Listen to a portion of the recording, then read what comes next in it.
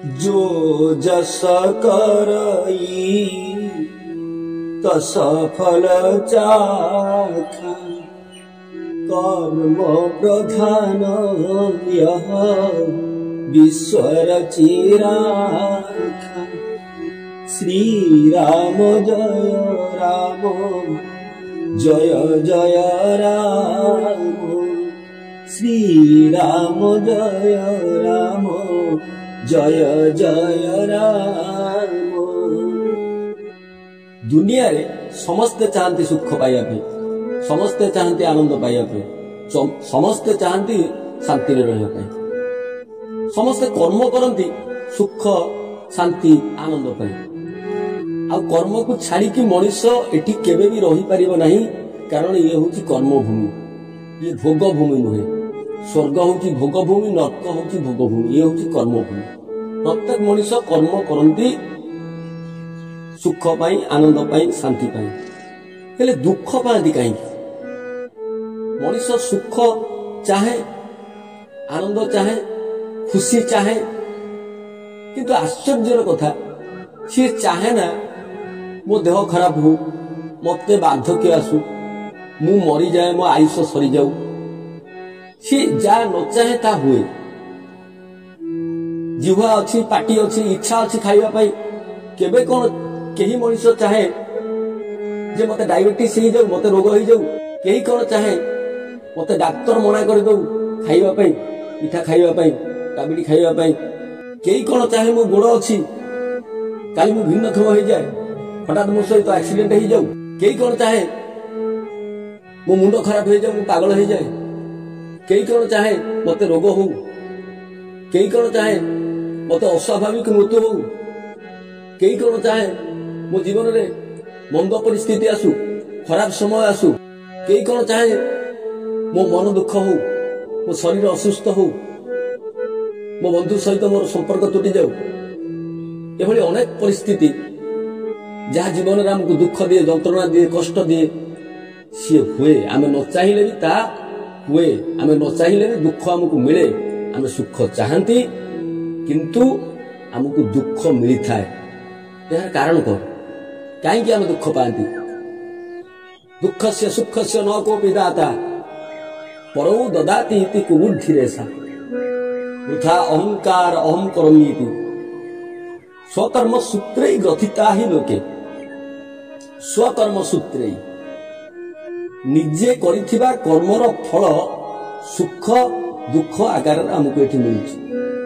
आमे जेते चेष्टा कले से सुख सिकुली दुख सिकुली आमे मुक्त होई परिबाने, आमे भोगिबा पई बाध्य। एई कर्म फल किए मन रखिछि? पूर्व जन्म रे आमे कोन थिले, कोन करिसंती, की बीज रोपण करिसंती, की मंजी पोतिसंती, जी फल दे पारिनी। ए जन्म रे से फल दउची। एई हाथ रे, एई गोड़ रे, एई बापा मां, एई बंधु बांधव, एई पुत्र पुत्री, एई संसार रे से हमको फल दउची। न चाहिए भी हमको से दुख मिलुची, से कष्ट मिलुची। केबे कोन करिथिले आमे हायरे विधाता, हायरे कपाळ कहिके मुंडरे हाथ दियंती, प्रभु मु केबे कोन करिथिले ए जन्म मते एते कष्ट मिलुची, एते जंत्रणा मिलुची? किए जानिछि? ए कर्म फल मिलिबारु सिद्ध होची ईश्वर अछंती, भगवान अछंती। पूर्व अर्जित कर्म फले जाची मु देउ खाई बळे। पूर्व अर्जित कर्म फले जाची मु देउ खाई बळे। पूर्व जन्मर कर्मर फल को ए जन्म रे जी आमको दियंती, आमे परीक्षा दियंती, जी खाता देखंती। कर्मर अधिकार अस्तु मा फले सुखदाचन। कर्म रे हमर अधिकार अछि, फल रे हमर अधिकार नाही। मंजी पोतिबा, सार खत देकी बाड़ लगेइबा, जलवायु पानी पवन सबुर व्यवस्था करे भी यदि झड़ हो जाए, सबुर व्यवस्था करे भी यदि बन्या हो जाए, तेबे दैव चैरात्र पंचम। कर्म रे हमर अधिकार अछि, कर्म करिवार हमर अधिकार अछि, कारण यह कर्म भूमि। आम कर्म को छाड़ी क्षण मात्र रही पारिबा नहीं। गोटे क्षण भी गोटे क्षण कर्म को छाड़ी पृथ्वी में आम बसी पार ना निश्वास नवा एक कर्म किंतु से निश्वास जानी शुणिकी आम नेले भी जाऊँची आऊँची आम ख्याल थिले भी केवे अटकी जीव से हूँ दैव से हूँ भाग्य से हूँ ईश्वर से हूँ भगवान। तेणु यही कर्म को किए मन रखी पूर्व जन्म कर्म को जी ए जन्म फलदान करुच्ची यही सिद्ध होची ईश्वर अच्छा आम समाज आखिरे धूली देदेबा पुलिस आखिरे धूली देदेबा बापा माँ गुरु समस्त आखि की आम अंधपुटुली बांधिकी ठकी दे पारिबा किंतु से घट घटवासी परमेश्वर सब घट घटवासी जो राम से आदि अनादि कारण निर्गुण सर्वगुण आत्मा राम सनातन ब्रह्म निरूपण जी सब घटरे अछंती से परमात्मा से जगत में पूरी रही जगन्नाथ दृष्टि से चका आखि ता आखिर कौन कार्य आम लुचेब नहीं से आम कर्मर भलमंद फल दियंती सी आम भलमंद फल को जानी था ये जन्म ना आर जन्म आर जन्म ना ता जन्म ये कर्म फलर आधार उपर सी ठिया होती सी होती ईश्वर ये अस्तित्व अच्छी प्रमाणित होची जो माने तपनिष्ठ आर्य मुनि ऋषि गुरुवर्ग महात्मा साधु सन्त सी मानव जीवन आस्तिकता को गुरुत्व देते मनीष विश्वास कर ईश्वर अच्छा भगवान अच्छा जगन्नाथ अच्छा सी विश्वास तार विवेक तार दूरदर्शिता ये सब नीति नैतिकता मानव जीवन मूल्यबोधता ये सब तार बढ़ सी विवर्तन दिगरे अग्रसर हम सी इच्छा कर आशा कर आग्रह कर मनीष देवता हाँपाई से आम मुनि ऋषि आमको कहते सी आस्तिक हो हजार हजार वर्ष तले आम मुनि ऋषि आम आचार्य आम पूर्वसूरी माने सी अनुमान करथिले सी अनुभव करथिले मनीष बुद्धि विकास हम सी एते बुद्धिमान हम एते इंटेलेक्चुअल हम एते इनफॉरमेशन एते विजडम अधिकारी हम सी दिने आर्टिफिशियल इंटेलिजेंस निर्माण कर जहाँ आज आम देखुं